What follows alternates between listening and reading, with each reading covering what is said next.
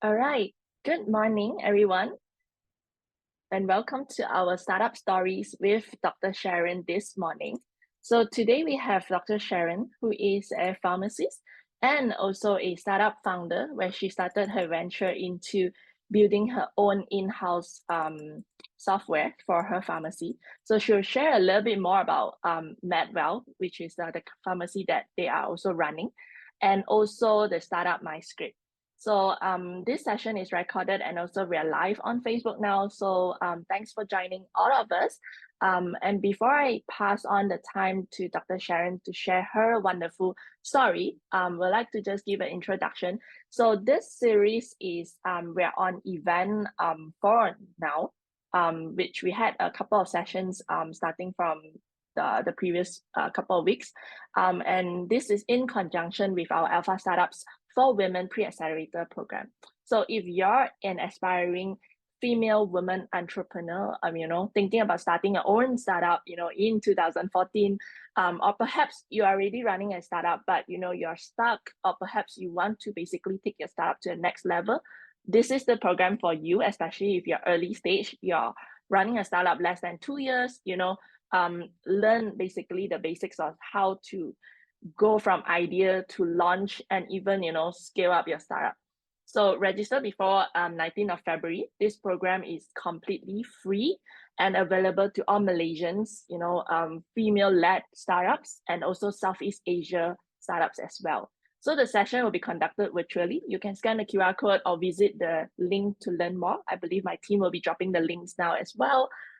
So without further ado, we'd like to invite Dr. Sharon, co-founder of MyScripts, to share her startup story with us, the challenges on her entrepreneurship journey, how she came to starting her startup, MyScripts, today, and I hope those golden nuggets will be very inspiring and also empower you today. So over to you, Dr. Sharon. Thank you, Shannon. I'm just going to share my screen real quick. All right, good morning, everyone. Thank you for tuning in today as I share my startup journey as a new mother of 2. So just a little bit about myself to start. I'm a proud mother of 2 little humans and also 2 companies.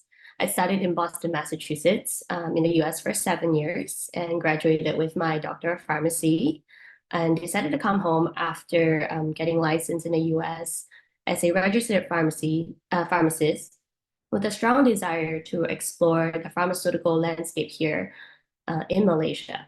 So shortly after coming home, I was given the opportunity to work with SwipeRx, which is a health tech company, as their content writer for about a year. Right before COVID-19 hit, I moved on to working with Code Blue, which is a health policy media site, as their medical writer as well, before joining hands with my husband, who's also a pharmacist, like myself, in starting our own pharmacy called MedWell Pharmacy here in Kuching, Sarawak.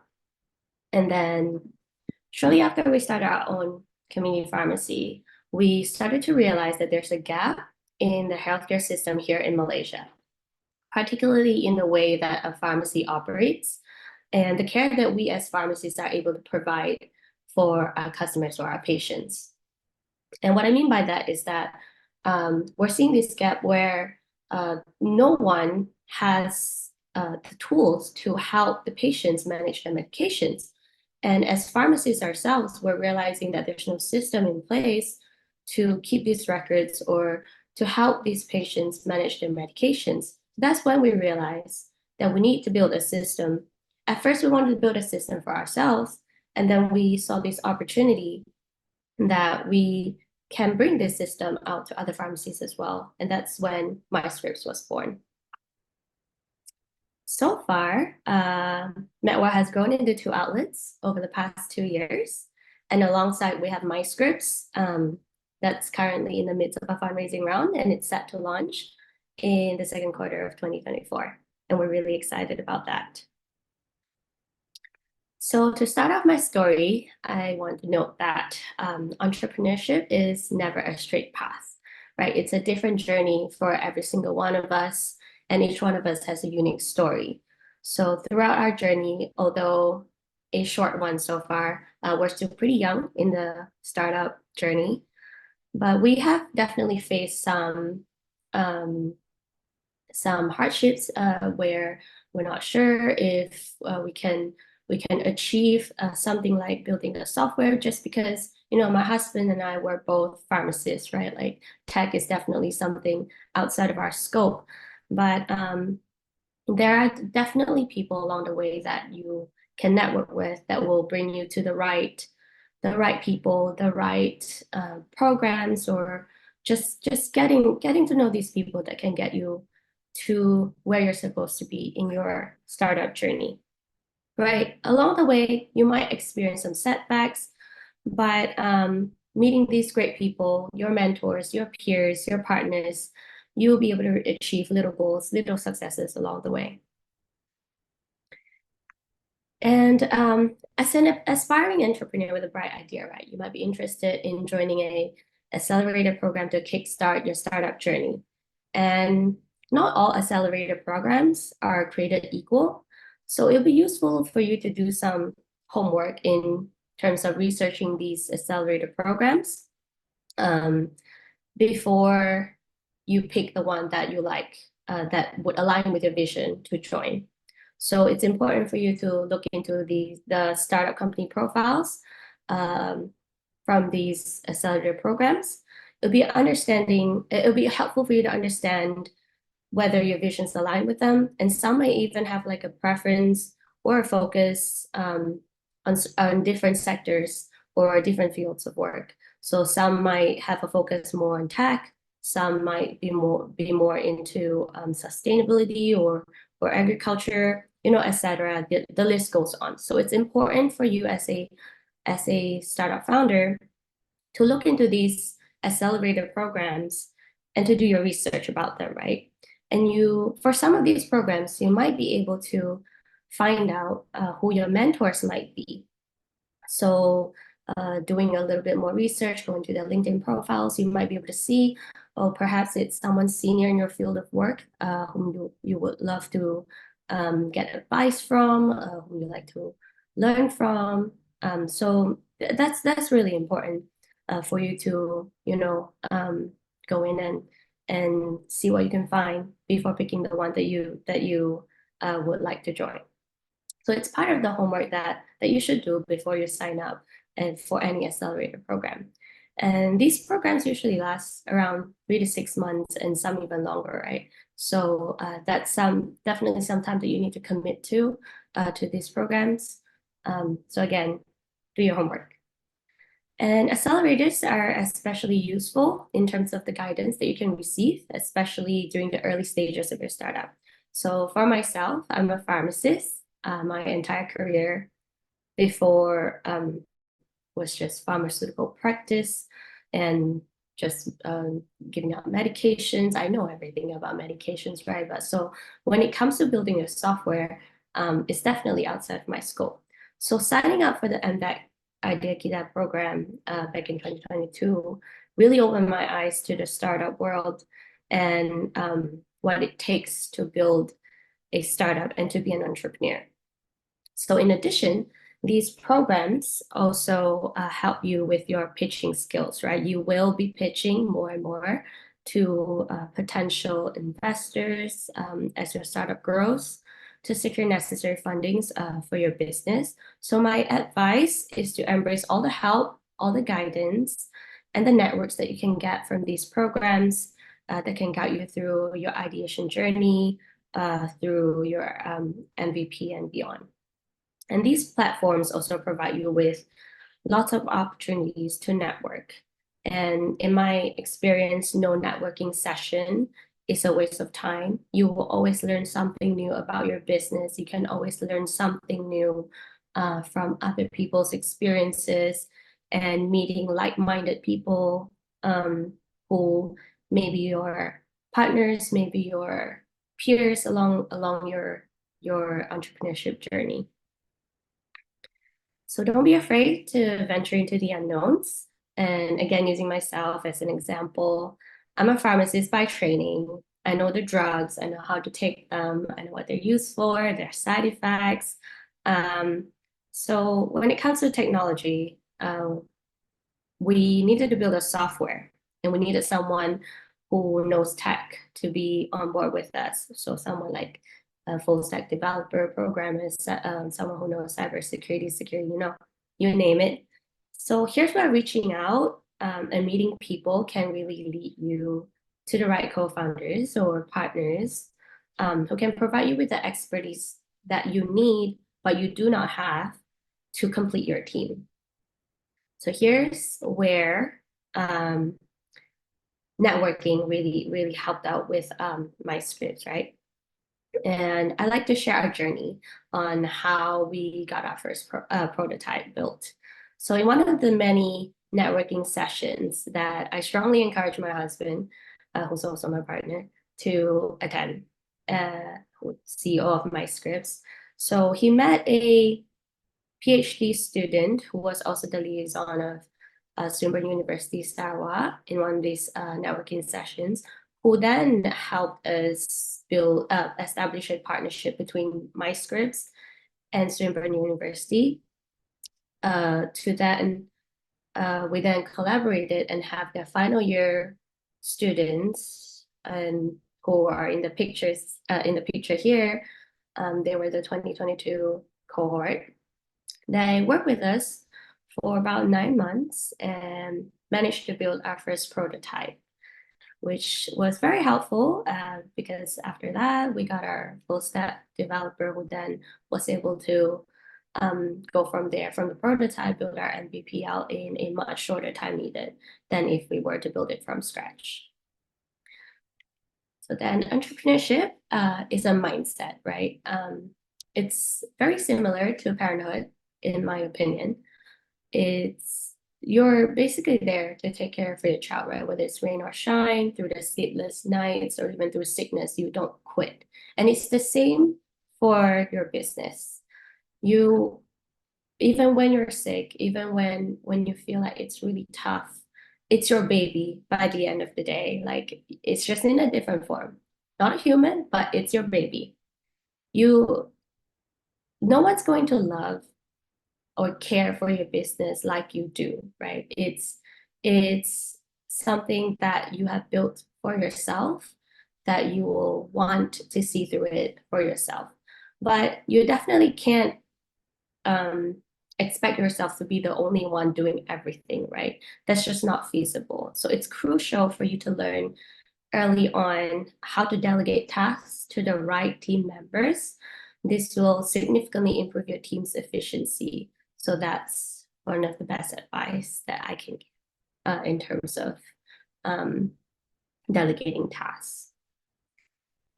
And here, in line with Leap Ventures, Alpha Startups for Women Pre-Accelerator program, I like to touch on what it means to be a female entrepreneur from my experience.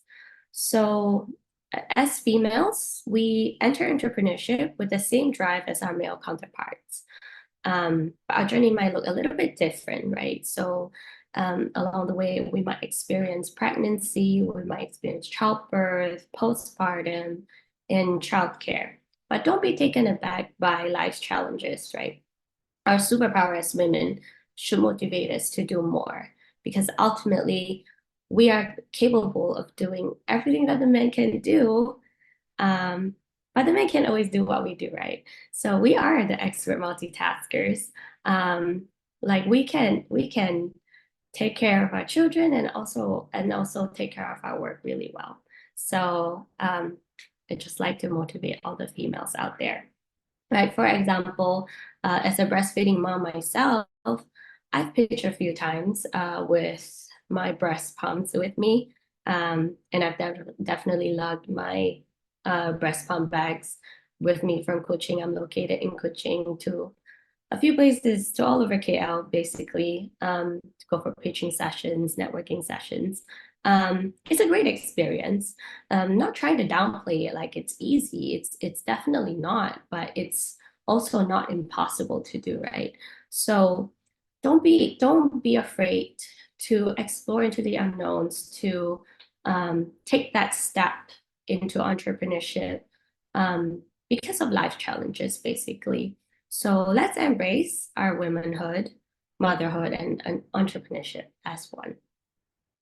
And with that said, we are still MyScripts and Metwell. We're still pretty young. We're just a few years in our startup journey, especially MyScripts, which is about a year in. We are young, but we're learning. We're still learning along the way, navigating through the startup world. MyScripts is a pharmacy management system managed by two pharmacists, built for the pharmacists and also the people to better manage the patient's medications. So yeah, and with that, thank you for your time. Best of luck in your startup journey. And I'd like to leave out my LinkedIn QR for those of you who are here who would like to connect with me. And thank you. Yep. Thank you, Dr. Sharon. So I think that's a very, very good sharing, very real examples of what you have gone through as a female entrepreneur, right? So we do have some questions from people who have registered. And perhaps, for the audience, whether you're tuning in on Facebook Live or Zoom, feel free to drop your questions in the chat box and we'll address them. So maybe I'll start off with the first one. So earlier you mentioned, right, entrepreneurship is actually a mindset, which is very true, right? So could you share some tips on how you motivate yourself every day, right, to keep it up and not give up, right? Because, it's always an up and down journey. What's your secret? What do you do to basically motivate yourself? Right. I guess it is a bit different. I like to compare it to um, how my business is like my children. And my children, business aside, children give us a purpose to live, right? And my business is also my baby. And it gives me a purpose to keep pushing forward for my life basically and for my children's future. So seeing it, I like to compare my business and my children as somewhat the same because they're both my babies and with your children, rain or shine, like I said, rain or shine, whether you're sick, whether you're having a bad day, like you still get up, as a parent, you still get up, you don't quit. And with business it's the same, like, every day goes by, like, yeah, sometimes we will need a break. I'm not saying, you work 24/7 and you don't, because it's yours and you don't get a break at all. It's nothing like that. You will need a break now and then. It's good for the mental health. But at the end of the day, you'll come back, you freshen up yourself, you come back to it, and you will feel that drive. It gives you a purpose in life. Like it's something that you built, that you're still building, and there's this goal that you're trying to reach. And you know that you are the one that envisions what it's going to be. And no one's going to see it the way that you see it because it's your baby. So that keeps me going, just knowing that I want to get there. So like whatever it is, I will get there. That drives me. Mhm. Thanks, Sharon. Okay, we have another question, right? So, you started a pharmacy business, right? And also now a venture into a startup, building your own pharmacy system. What's one of the biggest challenge into entering the market, or perhaps, both of the market? You mean for my script? Starting, yeah. Okay. I guess, well, what challenges into entering the market would be that we're building something for pharmacies, right? Like we are pharmacists and also pharmacy owners. Um, the reason, well, it should be separate. So like we might encounter perhaps someone like, well, some of our some of our potential customers, other pharmacies might feel like, oh, we're also pharmacy owners, right? There might be a conflict of interest, so that might be Mm, something that uh might make them think. mm-hmm, But at the end of the day, we are trying to improve pharmaceutical service. We're trying to improve the health of the people.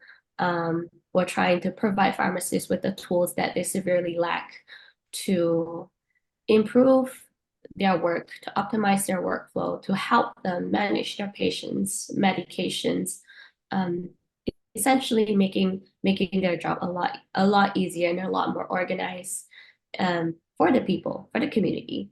So it's the big picture that matters most, in my opinion. yep, yeah. I mean, I know what MyScript does, and I think it's really great, to be able to walk into a pharmacy and you have a track record of, what medicine perhaps, people have bought, and for pharmacy to basically, also manage the inventory, right? Um, so yeah, we've got a question from the audience. Actually, we've got a couple. So I'll go one by one. So the first one is also fundraising, right? How's your fundraising journey to date? Any advisors for female founders who are pitching their ideas?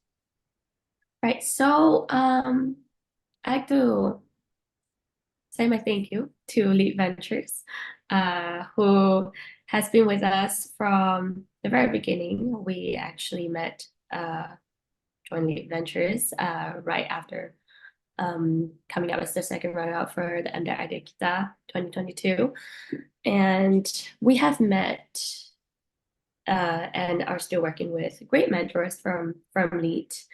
And throughout our journey so far, we have pitched to a few.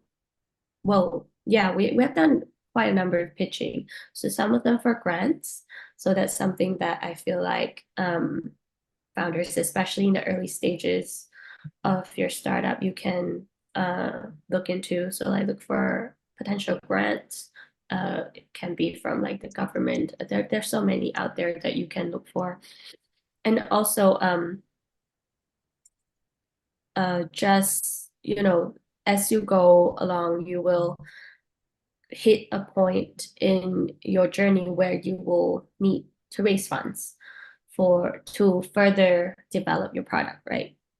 So for us, we will work with Lead Ventures, who definitely guided us to when's the right time to move on to funding.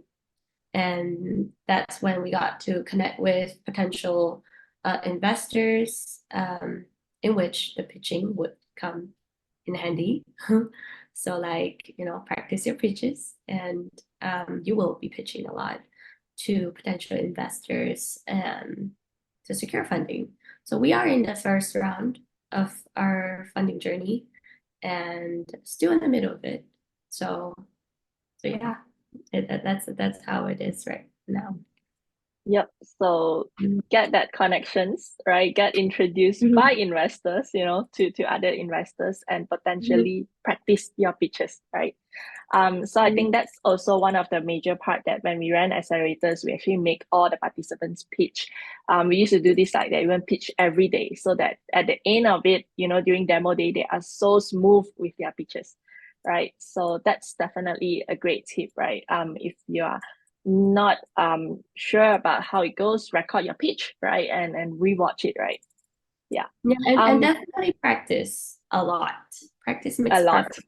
Like practice to the point that you're dreaming about it. Like it should come, it should come naturally. Just keep Yes, practicing, you'll get there. practice every day. Yeah. So, okay, another question that we have on the Zoom would be, how did you started your first business? I think first business here in this case could be MyScripts in this case. What are some of the strategies you implemented to grow your business? You're still in the early days now, so what do Mhm. you do in terms of marketing or perhaps business development to get the word out of MyScripts, right? So I guess I'll go back to like how it truly started, like the very, very beginning of it. So my husband and I started Medwell, which is an independent pharmacy, right? And being US trained pharmacists, we're used to, and we trained in the US where pharmacy management system is very connected with the local, well, in the US, with their local healthcare system. So, but a thing to note is that in the US, there is dispensing separation, meaning that the doctors just prescribe the medications and the pharmacists dispense the medication. So like doctors in the US, they do not dispense, and the pharmacists in the US do not prescribe. I mean, it's the same everywhere.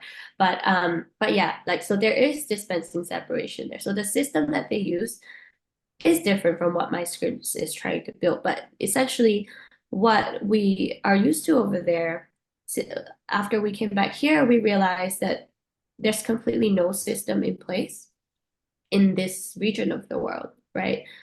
Many countries of this region of the world, and as pharmacy owners and pharmacists who are serving the patients ourselves, we are realizing that every record keeping, every follow-ups that we try to do are still very manual in our country, where a lot of us are still using like pen and paper, or even if we try to use technology, it's on Google Sheets. So it makes our work, the entire workflow, quite troublesome, packed with a lot of administrative tasks, and frankly speaking, very time consuming.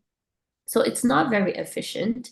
And a lot of times we, as independent pharmacies might run into like problems such as overstocking situations with these medications, or even understocking situations, because there's no system to track when patients might come back for their meds, and a lot of these patients are on multiple long-term medications, right? And sometimes they're refilling these medication, every single one of them at different times. So it gets really complex. So the more medications you're on, the more complex it gets. And in Malaysia, patients are the ones having to keep track of their own medications rather than us, pharmacists, the most accessible healthcare providers. We are fully capable of doing that, and we should be able to do that, but we lack the tools to help us manage many patients with many different medications in one system. So at first, my husband and I wanted to create a system for our own use, for Medwell's internal use. So as we were developing it in early 2022, we realized, like, hey, this, this, we might be going somewhere with this, like why are we keeping it to ourselves? This can help so many people. This can help so many pharmacists. And that's when we decided, okay, let's give that idea a try. And the rest is history.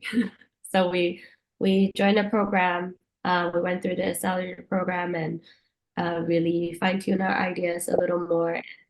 And now we are we have our MVP built right now in the past year, and now we're moving towards commercializing it hopefully in the second quarter of this year.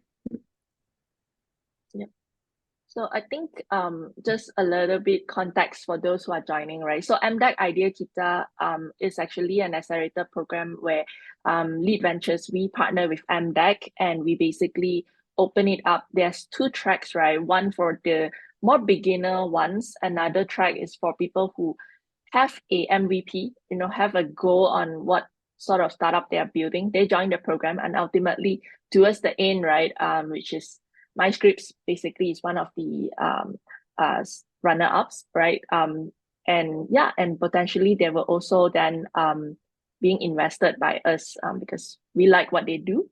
Yeah, so they are also currently actively fundraising on a safe round. So if you guys are interested, if you are angel investors, you can drop us a text and we'll connect you to them, right? So that's a private round, right?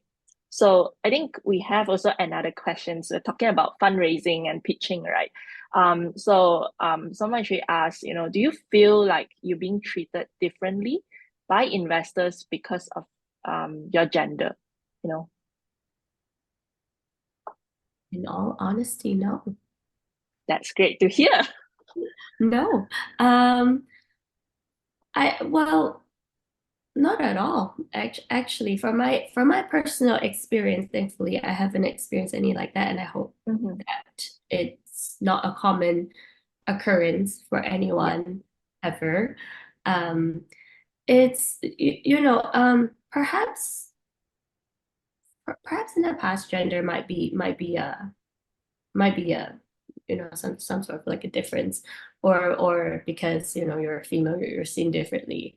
But I like to think that in today's day and age, that's a thing in the past. We have moved on to a new age. um Females and males alike, we should be treated equally, and thankfully in our startup world right now, like, it doesn't matter what gender you are. You just need to have a bright idea and you work hard, you know, um, make great connections with people. And yeah, That's yeah. good to hear. Yeah, I'm so glad, right, that we haven't Mhm. really heard most this Mhm. sort of stories. But so far overall, I know in Malaysia it's been pretty decent. We haven't really heard anything too bad about, on the gender basis part. Mhm. Yeah, I think just now you also mentioned something about connection, right? Which is like networking. So you Mhm. started through networking, you found a tech sort of partner, someone, a team Yeah. to basically help you to build your MVP and you know initially it was prototype, then you converted it to an MVP and now you're still working on that, right? So and also I think along the way you also through accelerator program you met Biggish, right, who have also invested in you. So I guess the question here is to a lot of people, although we know that there's a lot of networking events out there, right? But, could you share some methods on where you find these networking connections? Because, to the audience, maybe it's new to them, but whereas for us, we've been attending events every week, right? Yeah. Right, right. So it all started out from Googling. So we found back way back when we found MDEC idea kita from Googling, right? We were Googling like, oh, startup programs or accelerator programs or like startup, we were just Googling all the keywords. And then we found it. And then from there, we got to meet Lee Ventures, thankful still. And then from there we were exposed to a lot more other like conferences, and also we started looking into like state specific um programs. So like in Sarawak we have like the SDAC, and then there's the in Selangor there's the CDAC, right? If I'm not mistaken. So like we would look up things like that, the programs like that, and then just like Google is your best friend. Just go into the website and see, oh, if they have any upcoming like networking sessions, meeting sessions. Um, Definitely connect with some of the mentors that you might meet, or someone you might have found through on LinkedIn that you follow Big Ventures, and like uh some VC like Lead Ventures usually would like post any networking sessions. And also we just to throw a few names out there, we also looked into like Tagas accelerator programs that's located here in Sarawak. So for those of you who might be tuning in from Sarawak, we have a few here. And then also we met so like through these networking sessions, we met even more founders other mentors. And then from there we get, just like word of mouth, like, hey, are you interested in this, coffee talk or like this networking sessions? It just keeps going. And just following some of these, I want to say some of these people or like these events, you'll be able to find a good number of networking sessions that you can go to. And as soon as you attend your first one, I promise you will be exposed to a lot more from there. Yeah, that's very, very true. So I was also exposed in this startup circle when I was back in the uni days, right? That's like 10 years ago. And it hasn't, I mean, the group, right? Once you knew the people around and you follow them, they will keep sharing, the startup ecosystem events, there's tons of networking events. In fact, I think at this point of time, there's almost one every week or even two. Like last week was like two, right? So you just need to sort of follow these profiles, of individuals and a mix of the VCs in Malaysia, then you get to also see that, what kind of event they're participating. Like for Lead, we do join, some more prestigious events out there. So, if you want to meet us, you can actually pop by those events and meet us face to face, right? So those are one of the channels. I think the second one is also on Lead Ventures. We have built up a site called Muruku, which is like our pet project, right? Where we basically list Malaysia startups and also grants available. Well, we try to update the grants as active as possible because some of them have shorter windows, right? And also startup events, right? If we come to know of them, we would usually add that in, especially those that we regard as, reputable ones, right? So I think, yeah, these are some of the resources out there that is all available, right, on social media and also on Google. So feel free to just, go out and explore. I think Yeah, we and don't also be have, afraid to connect. yes, Sorry. don't be afraid. Yeah, Yeah, sometimes just drop a yeah, PM on LinkedIn, right? Like just yeah. drop a message. Hi, I have a question, right? Yeah. So yeah, we do get a lot of this, like even my site as well, right? Biggish as well, definitely we got tons of messages, right? Sometimes we may not respond immediately, but doesn't mean that we haven't saw them, right? So don't be shy and just approach, right? Um, it's nothing to just ask. If you don't ask, you don't get it, right? That's true. Yeah. Very true. Yep. So we've got one more question. I think we'll wrap this up in a little bit. So what Malaysians can do, to sort of improve the startup ecosystem? Maybe you can share from a startup perspective, Dr. Sharon. And also, going from ideation to listing in Bursa, Malaysia, right? So we're talking about the whole journey. Yeah. Okay. I think for our generation, right? Our generation of young entrepreneurs or aspiring entrepreneurs, I think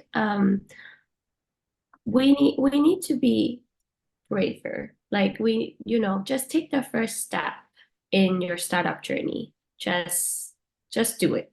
Is my best advice because it's our generation that's going to bring the entire startup scene forward for our country. And I'm still, well, our company is still pretty young, right? Like we're just starting out a couple of years, and um, we are hopeful for the future, and we um, definitely hope that the whole startup scene can also spread out to more places outside of just KL, right? Because we're located in Kuching. Yes, we do have some events here, right? For our startup ecosystem here exists, but it's not as, I want to say, not as big. We don't have as many resources compared to KL, and I'm sure many other states can relate as well because it's just really concentrated in KL. So hopefully Mm. in the near future we can see an expansion in the startup ecosystem that way. Especially for those of us in Borneo, right? For us to meet centrally in KL, we have to. It's quite a chunk of funding for us to physically go there, right? We got a plane, and then we got the lodging and all that. So yeah, like for my Borneo people, we would love to see some expansion in this side of the country. And also for the West, hopefully we see more expansion as well in other states in the West.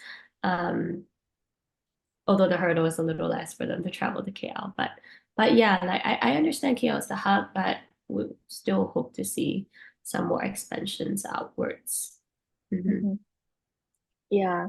I mean, coming from a VC perspective, right?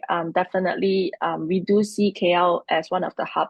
I think the second subsequent ones that we see being very, very active with startup activities are Penang, actually Sarawak as well, because SDEC has really done a great job there, right? They're driving a lot of the events in Sarawak, right? And sort of promoting that whole ecosystem. They are building it up, right?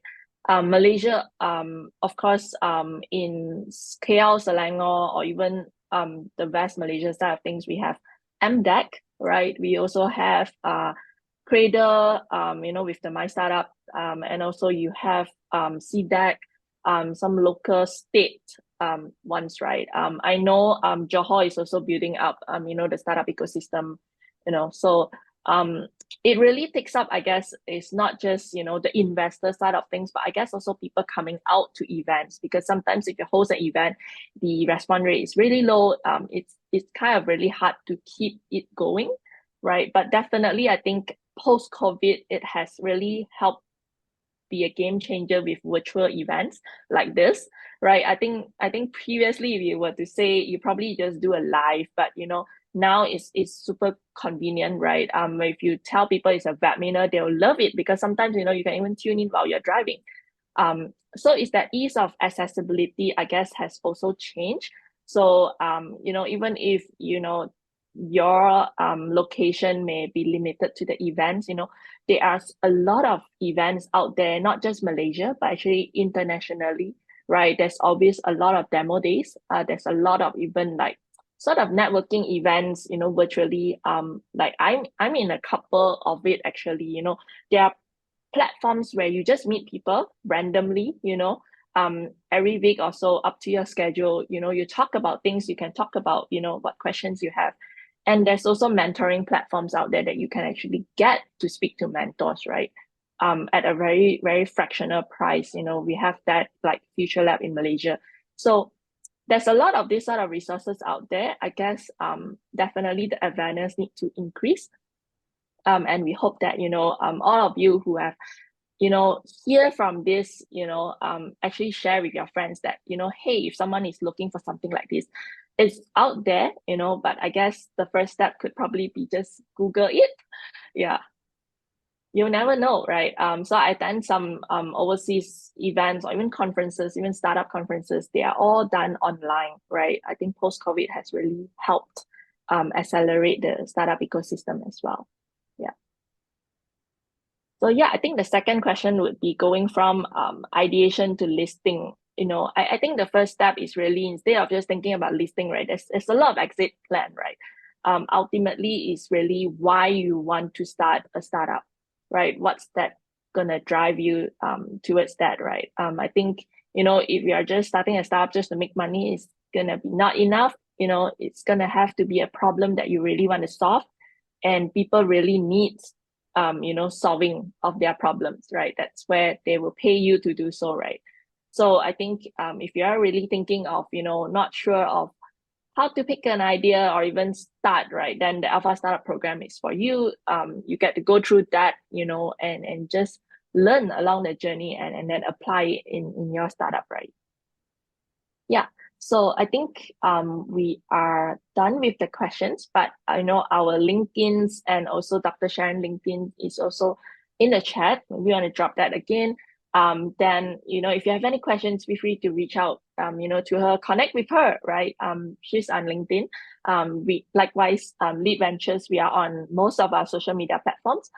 Feel free to connect with us, drop us a message if you have any questions. And I'm just gonna sort of link drop that we'll be having other upcoming events, right? Of course, if you're interested with the Alpha Startup for Women, especially if you're a women-led startup or women founders, this program is definitely for you. So remember to register before 19th of February. And also, the upcoming startup series that we had today with Dr. Sharon, and also we have another coming up, this Friday, same time, where we have Oretta who will be sharing about Oretta Senior Care, right? A concierge service for seniors. And also in conjunction with that launch, we are working with Freda. We have an in-depth series to talk about the startup ecosystem, the accelerators, and what it takes to basically start a business in Malaysia or even in Southeast Asia, right? So there are a couple of podcasts that will be launching, so feel free to catch our social or on these dates, right? We will be dropping them.